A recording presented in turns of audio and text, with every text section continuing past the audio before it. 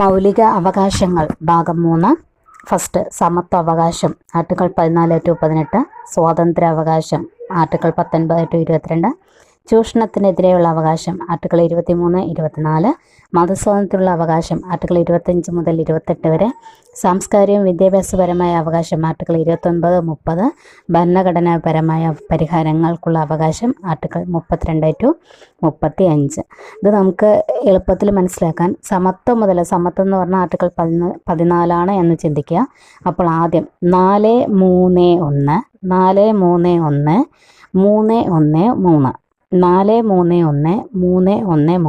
അത് 4 പറയുമ്പോൾ ആർട്ടിക്കിൾ 14 വരുന്നുണ്ട്. അപ്പോൾ 14-4 18. അവിടുത്തെ സ്വാതന്ത്ര്യം 3 വരുന്നുണ്ട്. അത് 19-3 22. ചൂഷണം 1, അപ്പോൾ 23-24. മതസ്വാതന്ത്ര്യം 3 25-28.